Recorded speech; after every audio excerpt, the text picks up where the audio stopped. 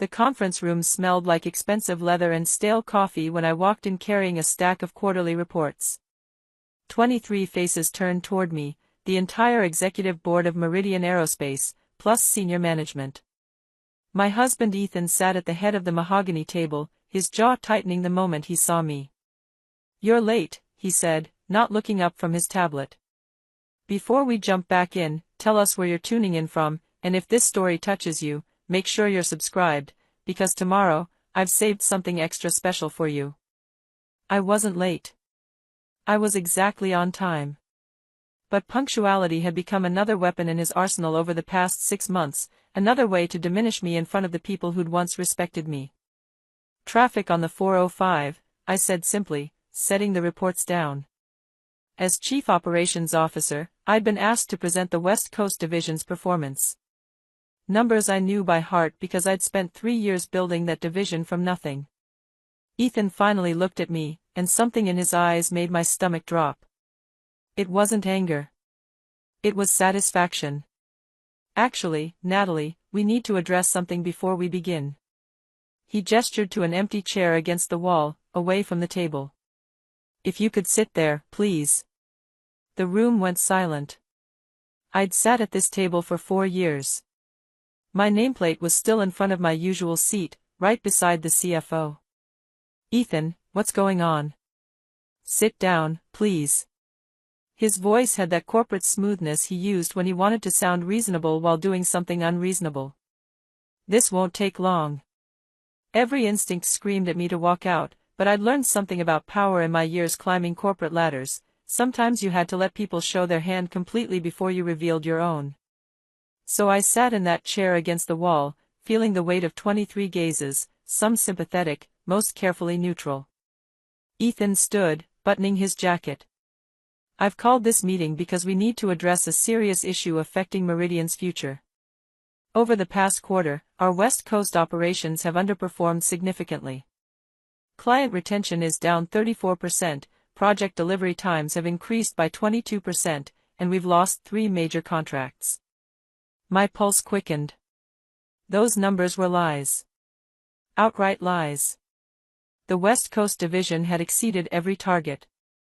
Furthermore, Ethan continued, pulling up a presentation on the screen behind him, an internal audit has revealed several instances of resource misallocation and questionable vendor relationships that require immediate investigation. The slide showed a chart I'd never seen before, with my name at the top and red arrows pointing to inflated budget numbers. Complete fabrication. I started to stand. "This is..." "Please, Natalie. Let me finish." Ethan's voice was gentle, almost kind. That's when I knew this was orchestrated. Rehearsed. "I know this is difficult to hear, especially in front of your colleagues. But the board has a fiduciary responsibility." Richard Chen, our CFO and my closest ally on the board, leaned forward. "Ethan, I've reviewed the West Coast financials personally. These numbers don't match." "Richard, we'll address your concerns after." Ethan cut him off smoothly. "Right now, we need to focus on protecting this company." He pressed a button on his remote, and the next slide appeared. It was an email, my email address at the top, discussing payment terms with a vendor I'd never heard of. The timestamp was from 2 months ago.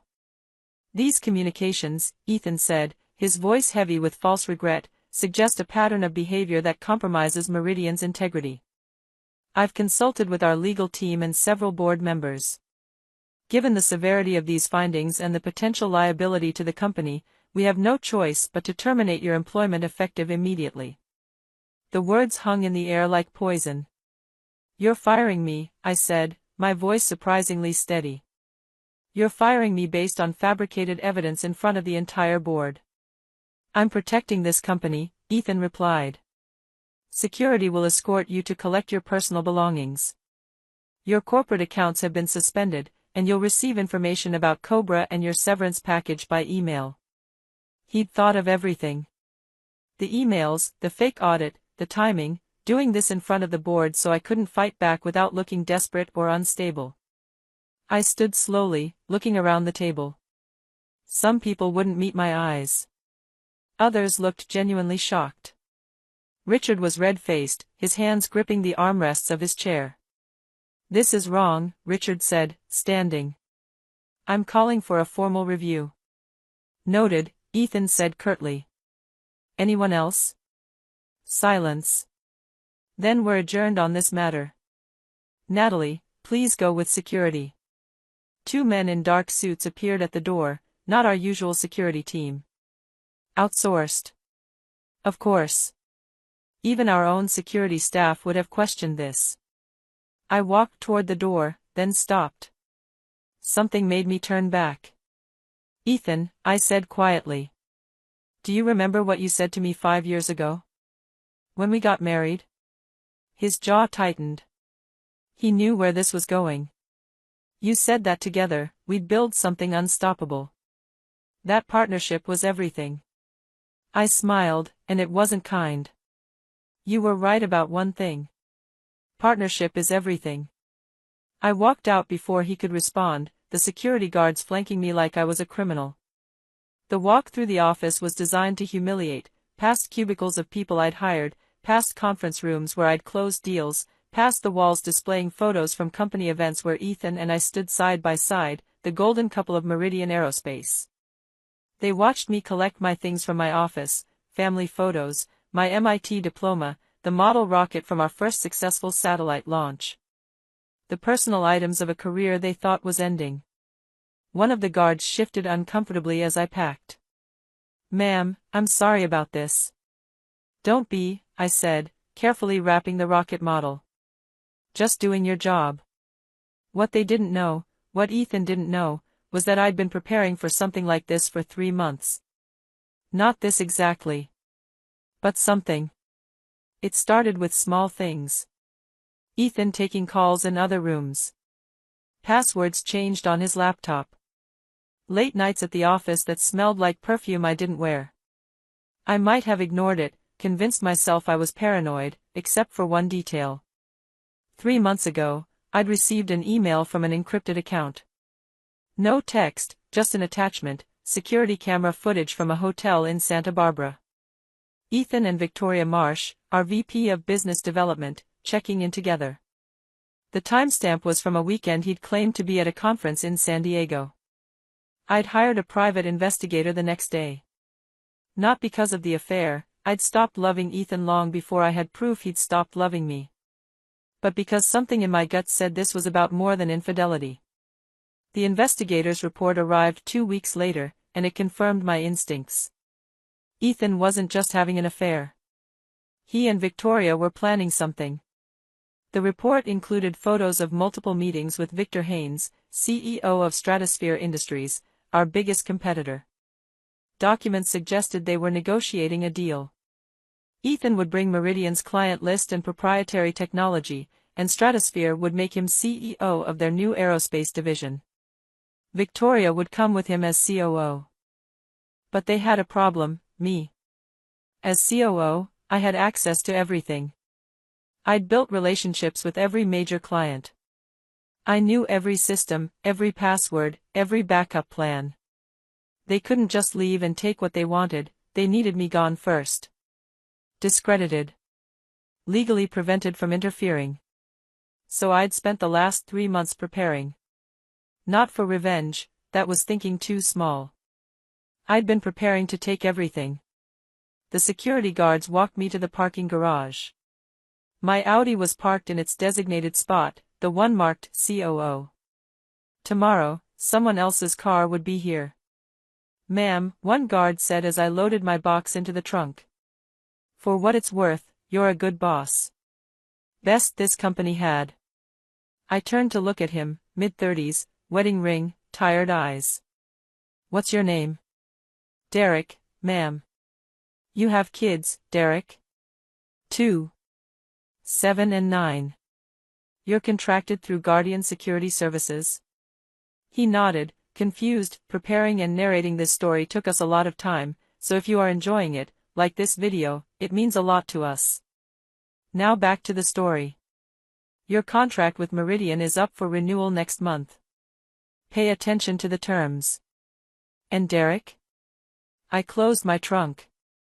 Update your resume. Things are going to change around here very quickly. I drove away from Meridian Aerospace, past the modern glass building that housed our executive offices, past the research facilities where we developed satellite technology that was revolutionizing communications. My building. My technology. My company. Ethan just didn't know it yet. I'd met Ethan 6 years ago at a venture capital conference in San Francisco. He was charismatic, brilliant, ambitious, everything I'd thought I wanted in a partner. He was working as a consultant for aerospace firms, and I was chief technology officer at a startup that had just secured Series B funding. We talked for hours that first night about innovation, about disrupting traditional aerospace industries, about building something that mattered. 6 months later, we were married. A year after that, we founded Meridian together. At least, that's how Ethan told the story. The truth was more complicated. I'd founded Meridian. I'd developed the core technology. I'd secured the initial funding through a network of investors I'd spent 5 years cultivating. Ethan had contributed his industry connections and his talent for sales, and I'd valued those contributions enough to make him CEO while I focused on operations and technology. That was my first mistake, thinking that contribution equaled partnership. My second mistake was not protecting myself legally. We'd structured Meridian's ownership through a complex arrangement of shares and voting rights. Ethan and I each owned 35% directly. The remaining 30% was held by early investors and employees through stock options. As CEO, Ethan controlled the voting proxies for most of that 30%, giving him effective control of the company. Or so he thought. I pulled into the parking garage of a nondescript office building in downtown Los Angeles, 3 blocks from Meridian. I'd rented this space 2 months ago using a shell company, paying cash for a full year up front. No connection to me, no paper trail that would show up in any divorce proceedings. The office was small, just a desk, a secure server setup, and a wall of monitors. Everything I needed. I sat down and pulled up my encrypted files. Lists of names, documents, financial records, communication logs. 3 months of evidence about what Ethan and Victoria were planning. But evidence wasn't enough. Evidence could be fought in court, tied up in litigation for years while Stratosphere swallowed Meridian whole. I needed something better. I needed control. My phone buzzed, a text from an unknown number. Saw what happened. Disgusting. Half the board is furious. R. Richard. Using a burner phone, smart. I texted back from my encrypted device. Meeting tonight. 8 p.m., address attached. Come alone. Tell no one. 3 dots appeared, then disappeared. Then, I'll be there. I sent 3 more texts to 3 other numbers. All people I'd cultivated carefully over the past 3 months. All people who had their own reasons to see Ethan fall. The first was Catherine Wells, our former chief legal counsel. Ethan had forced her out 6 months ago after she discovered some questionable contracts he'd been negotiating. She'd signed an NDA, but NDAs have exceptions. The second was David Park, a venture capitalist who tried to invest in Meridian's Series C funding round. Ethan had blocked the investment because David had asked too many questions about financial projections that didn't quite add up. The third was Jennifer Soto, a tech journalist who'd been investigating Stratosphere Industries for possible securities fraud. She didn't know it yet, but she was about to get the story of her career. By 8 p.m., they were all sitting in my rented office, looking at me with varying degrees of curiosity and skepticism. "Thank you for coming," I said, standing in front of the monitors. "What I'm about to show you is going to sound impossible.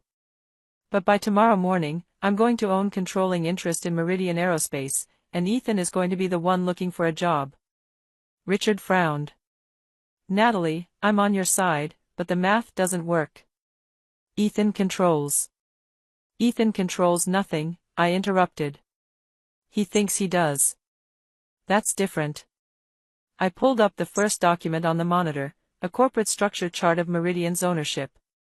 When we founded Meridian, I owned 35% directly and Ethan owned 35%.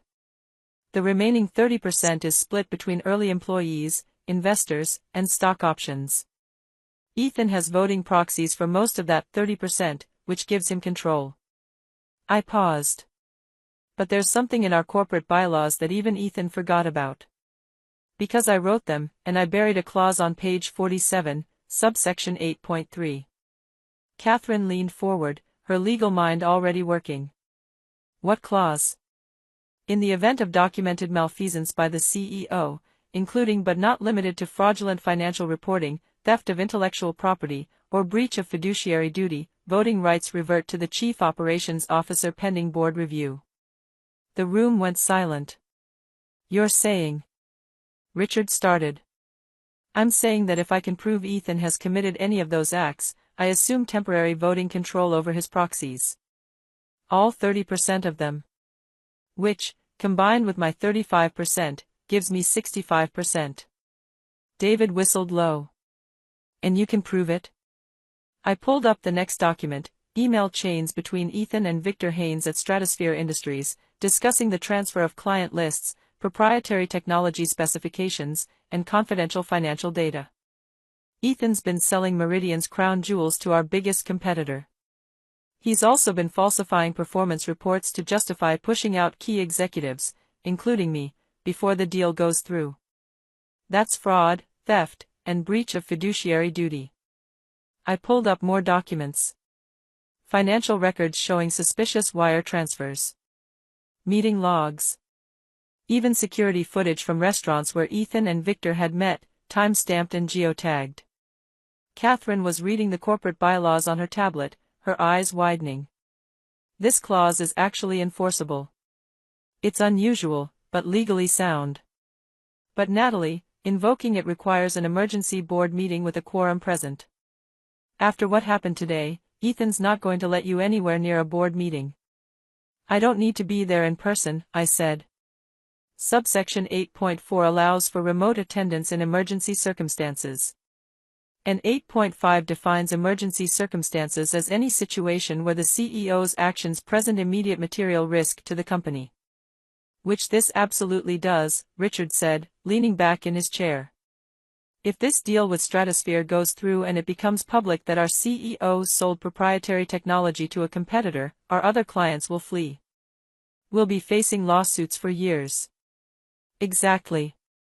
So here's what's going to happen. I pulled up a calendar. Tomorrow morning at 6 a.m., before Ethan even wakes up, Catherine is going to file an emergency petition with the board, invoking the malfeasance clause. The petition will include all of this evidence.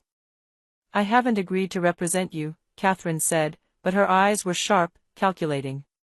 You will, I said calmly. Because buried in that NDA you signed when Ethan forced you out, there's an exception for testimony in legal proceedings related to corporate fraud. This qualifies. And because I'm about to offer you the position of Chief Legal Counsel of Meridian Aerospace, with a 20% salary increase and full discretion over all legal matters. Catherine smiled slowly. Keep talking.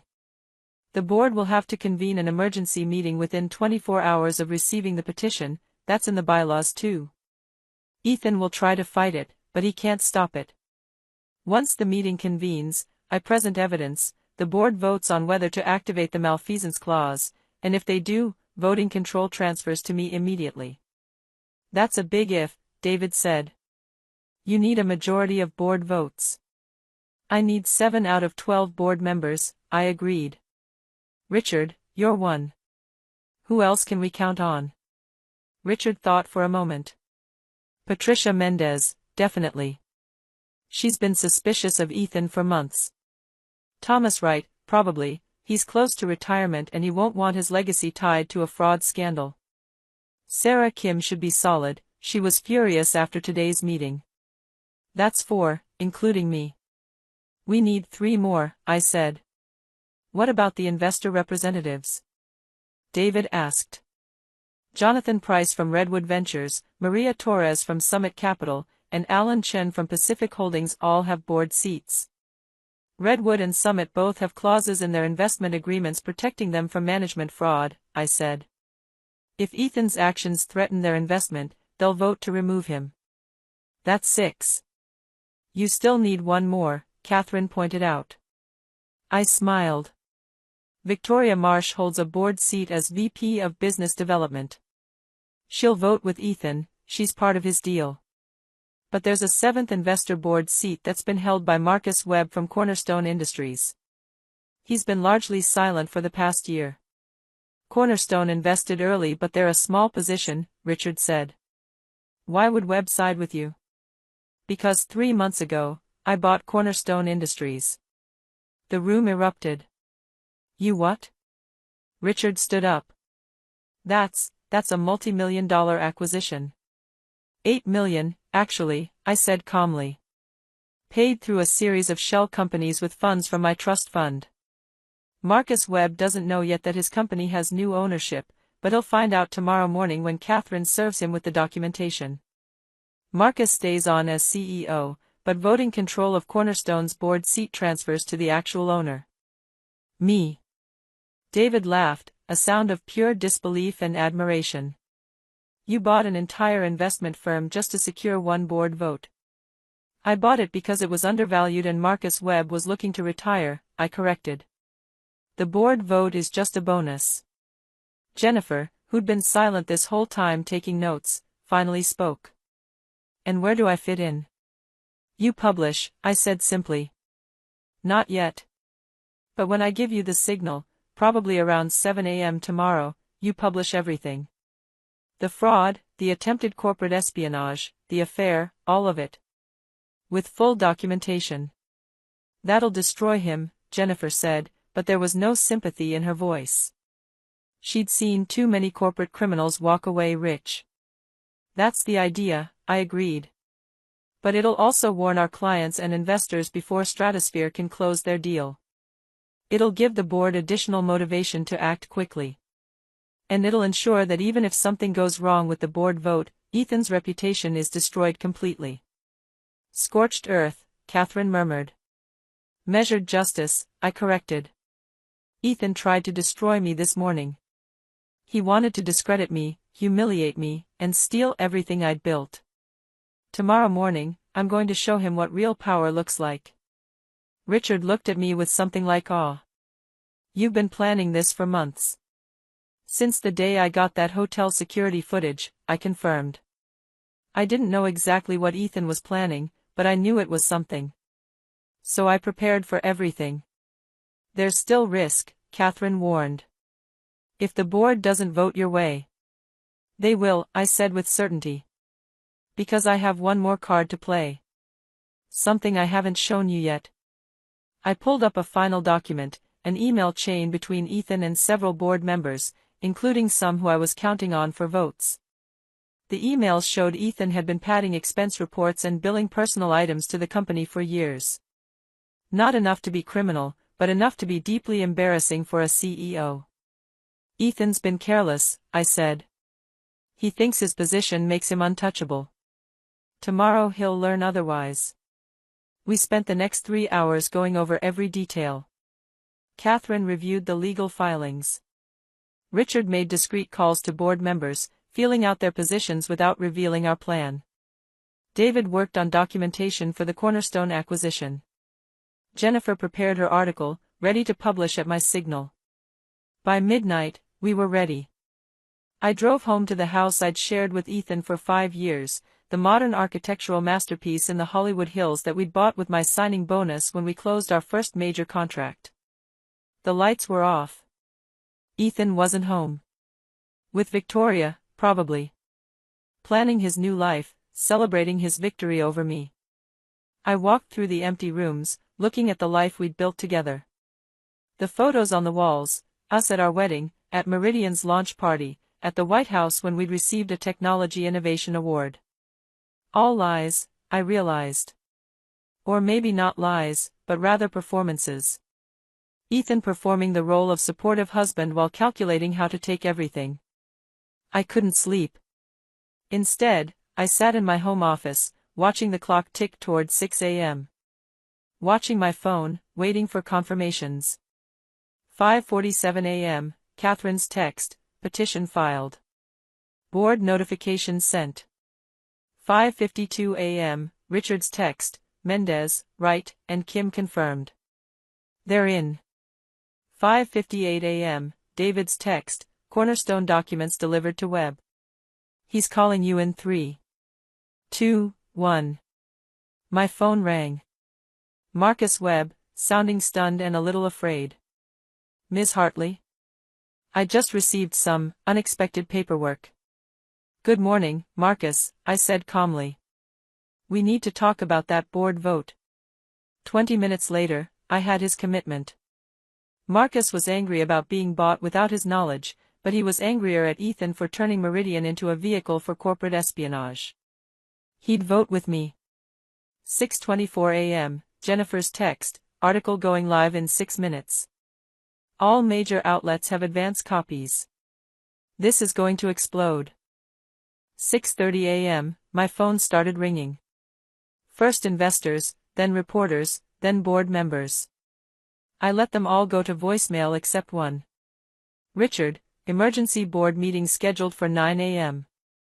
Ethan's losing his mind. He's calling everyone, trying to stop this. Can he? Not legally. Catherine's petition is airtight. He has to attend. 6:47 a.m., a new call. This one I answered. Natalie. Ethan's voice was tight with barely controlled rage. What the fuck do you think you're doing? Protecting my company, I said simply. Your company? I'm the CEO. For now, I agreed. We'll see what the board thinks in about 2 hours. This is insane. Those accusations are completely false. Ethan. Stop. I have emails. Financial records. Security footage. Testimony from Victoria's assistant about the meetings with Stratosphere. I have everything. Silence on the other end. You've been planning this, he finally said. Since the day you decided to destroy me, I confirmed. You just did it publicly first.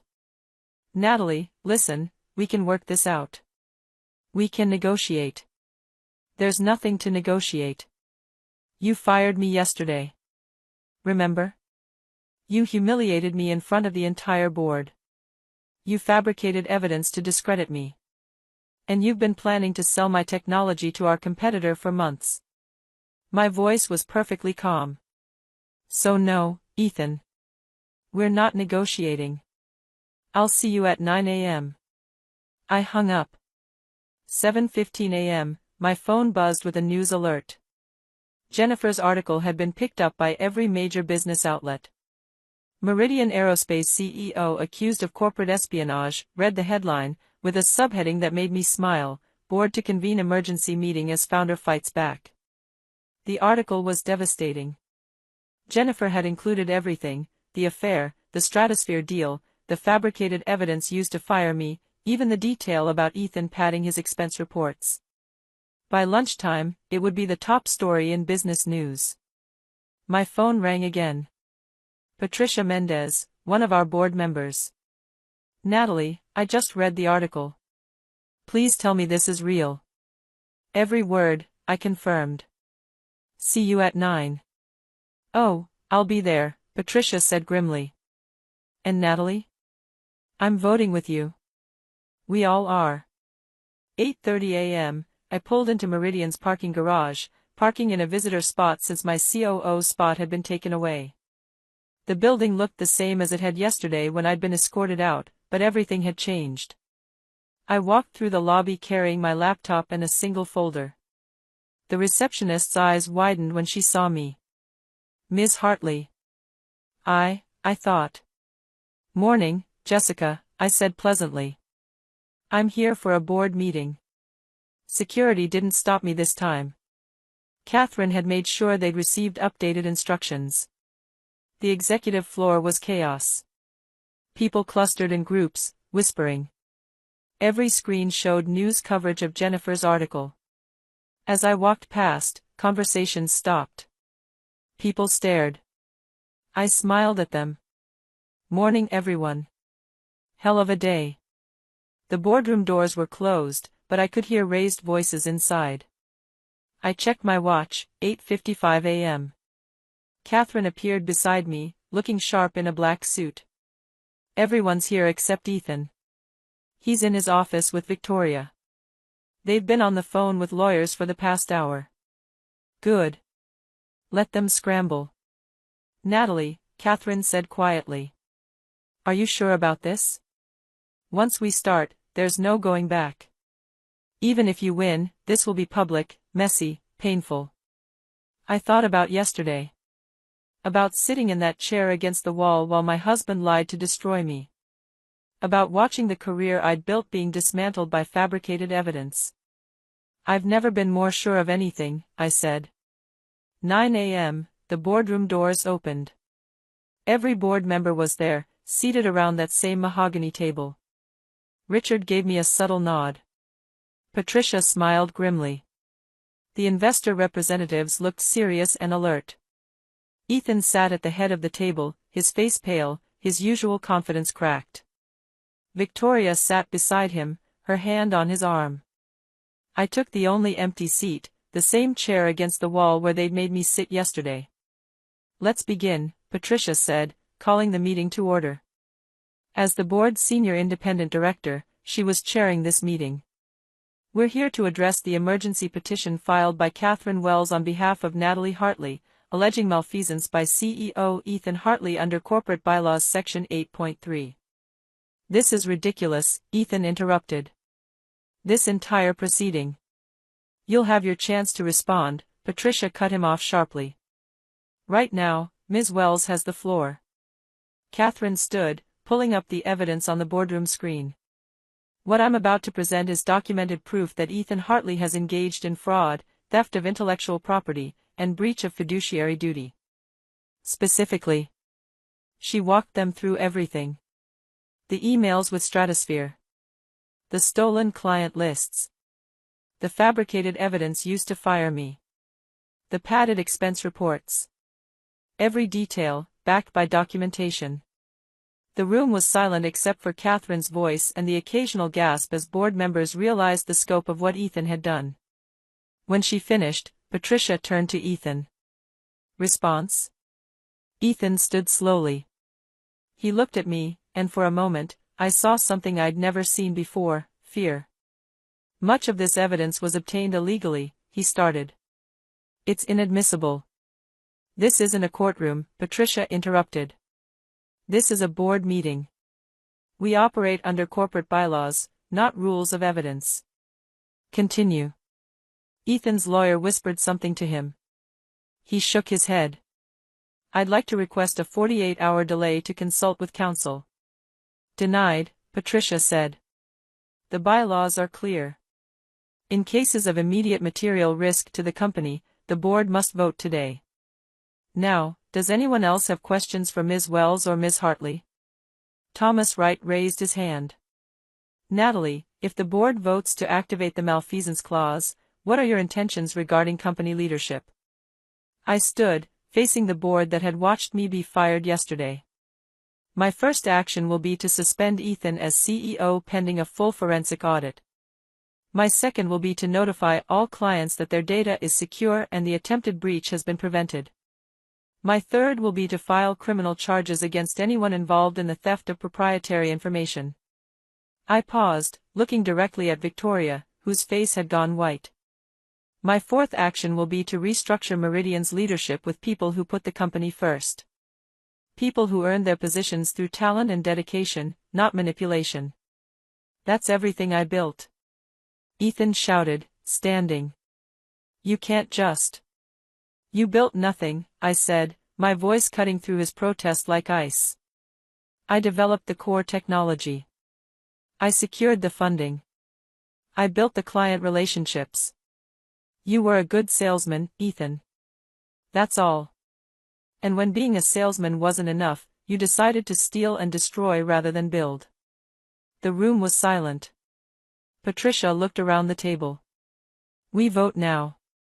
All in favor of activating the malfeasance clause and transferring voting control to Natalie Hartley? Hands went up. Richard. Patricia. Thomas. Sarah. The three investor representatives, Jonathan, Maria, and Alan. And finally, Marcus Webb, representing Cornerstone Industries. 8 votes. More than I needed. All opposed? Ethan's hand went up. Victoria's hand went up. 2 votes.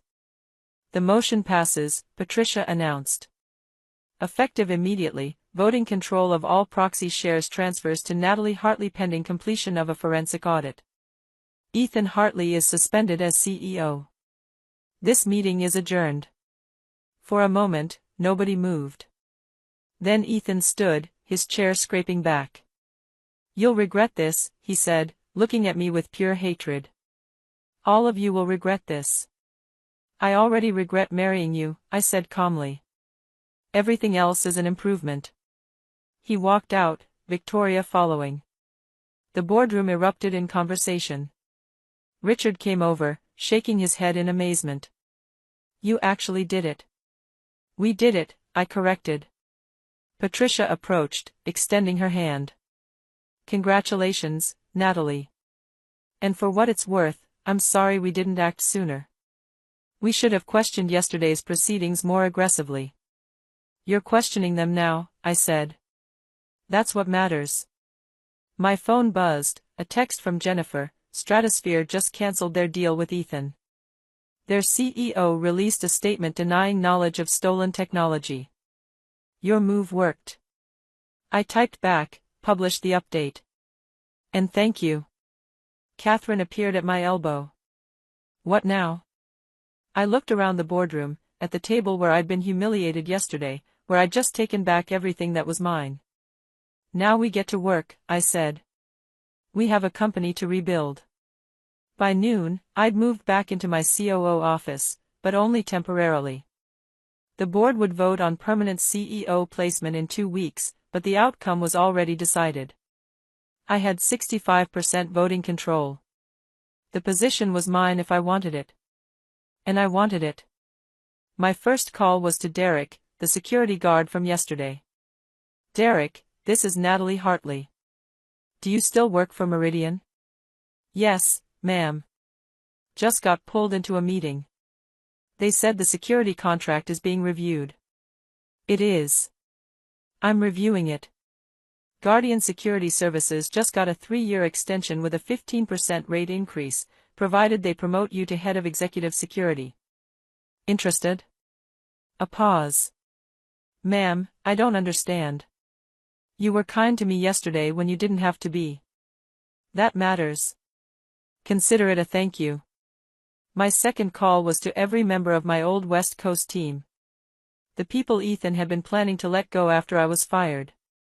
"Operations meeting, tomorrow morning, 8 a.m. Everyone's invited. We're rebuilding." My third call was to our 3 biggest clients, the ones whose contracts Ethan had planned to transfer to Stratosphere. "This is Natalie Hartley. You may have seen the news this morning. I want to personally assure you that your data is secure, your projects will be delivered on time, and Meridian Aerospace remains committed to excellence. I'm back in charge of operations, and I'd like to schedule calls with each of you this week to discuss the future of our partnership." By end of business, I'd had confirmations from all 3. No clients lost. At 6 p.m., I finally sat down in my office, looking out at the Los Angeles skyline. Somewhere out there, Ethan was probably consulting with lawyers, trying to find a way to fight back. He wouldn't find one. The evidence was too strong, the bylaws too clear, the board vote too decisive. My phone rang, an unknown number. "Ms. Hartley? This is Victor Haynes from Stratosphere Industries." I smiled. "Mr. Haynes. I assume you're calling to explain how you acquired confidential Meridian technology from my husband?" "I'm calling to offer a settlement. Stratosphere was unaware that Mr. Hartley didn't have authority to share that information. We're prepared to offer compensation. I'll see you in court, Mr. Haynes. Expect a lawsuit by end of week." I hung up. Catherine poked her head in. "Going home?" "Soon. Catherine, thank you. For everything. Thank you for giving me my career back, she replied. And Natalie? Your husband is filing for divorce. Papers will probably be served tomorrow. Good, I said. That'll make things cleaner. After she left, I sat in the quiet office, processing everything that had happened in the past 24 hours. Yesterday, I'd been fired, humiliated, escorted out by security. Today, I controlled 65% of Meridian Aerospace, Ethan was suspended, and Victoria was likely updating her own resume. My phone buzzed, a text from a number I didn't recognize, but the message made me smile. Saw the news. You're a fucking legend. Drink sometime? Sarah Kim. Board member Sarah, using her personal phone. I texted back. Next week. Once the dust settles. I stayed in the office until 8 p.m., working through plans for restructuring, reviewing contracts, reaching out to employees who'd been uncertain about their futures. Building. Always building. When I finally drove home, the house was dark again. Ethan had apparently moved out while I was at the board meeting. Good. I'd have the locks changed tomorrow. I poured myself a glass of wine, actually, a glass of the expensive scotch Ethan had left behind, and walked out onto the deck overlooking the city lights. Somewhere out there, Ethan was probably furious, probably plotting, probably thinking of ways to fight back or salvage his reputation. Let him try. I'd spent 3 months planning for this moment, and I had 65% of the company. By the time the forensic audit was complete and the criminal charges were filed, he'd be lucky to avoid prison, let alone salvage his career. My phone buzzed again, Richard, calling. Natalie, you should see the employee response. Word got around about what really happened. About what Ethan tried to do. People are rallying. Good, I said. We'll need that energy for what comes next. Which is? I looked out at the city, at the building in the distance where Meridian's offices glowed against the night sky. My company. My technology. My future. We're going to build something better than Meridian ever was under Ethan's leadership. No more shortcuts, no more lies, no more toxic culture. We're going to do it right this time. That's ambitious. I've never been anything else, I replied. After we hung up, I stayed on the deck, watching the city. In 24 hours, I'd gone from fired and humiliated to majority owner of a multi-million-dollar aerospace company. I'd exposed fraud, prevented corporate espionage, and destroyed the man who'd tried to destroy me. But I wasn't done yet. This was just the beginning. 3 weeks after the board meeting, I sat in what used to be Ethan's corner office, now mine. The nameplate outside read, Natalie Hartley, CEO. The view of downtown Los Angeles stretched before me, morning sun glinting off glass towers. My phone buzzed. Catherine, federal prosecutor, accepted the case. Ethan's being indicted for corporate espionage and securities fraud. Victoria's cooperating in exchange for immunity. I set down my coffee, allowing myself a small smile. Victoria had cracked within 48 hours of the FBI's involvement, providing emails, recordings, even testimony about Stratosphere's illegal acquisition of our satellite encryption technology. She'd thrown Ethan completely under the bus to save herself. Smart woman. Wrong team. The forensic audit had uncovered even more than I'd anticipated. Ethan hadn't just been stealing technology, he'd been systematically siphoning company funds through fake vendors for 2 years. The total exceeded $3 million. Money that should have gone to employee bonuses, R&D investments, and expansion. Money I was now recovering and redistributing. Ms. Hartley? My new executive assistant, promoted from within, someone who'd actually earned her position, appeared at the door. The 9 a.m. is here. Send them in. Derek walked in, still looking slightly uncomfortable in his new suit. As head of executive security, he transformed our entire security infrastructure in 3 weeks, implementing protocols that would prevent exactly the kind of breach Ethan had orchestrated. Behind him came Sarah Kim, now VP of Business Development, replacing Victoria. And Richard, who I'd promoted to president while I focused on CEO responsibilities. Client retention report, Sarah said, sliding a tablet across my desk. Not only did we keep all existing contracts, but we've signed 4 new ones. Apparently, the industry respects a CEO who fights back. Helps that we're offering the most advanced satellite technology in the market, Richard added. The development team says they're 6 months ahead of schedule on the new encryption system. Because they're not being sabotaged anymore, I said. Funny how productivity increases when your CEO isn't actively trying to destroy the company. Derek cleared his throat. Security update: Ethan attempted to access the building last night using his old credentials. Obviously denied. He's also been contacting former employees, trying to gather information about our current projects. Document everything, I said. His lawyers will claim he's just trying to understand the charges against him. We'll prove he's still attempting corporate espionage. After they left, I pulled up the final piece of my reconstruction, employee compensation. I discovered that Ethan had been suppressing salaries across the board while inflating executive pay, specifically his own. Over the next quarter, I was implementing a 12% across-the-board raise for non-executive staff, plus profit sharing. My phone rang. Unknown number, but I recognized the area code. San Francisco. I answered. Natalie Hartley. Ms. Hartley, this is Marcus Webb.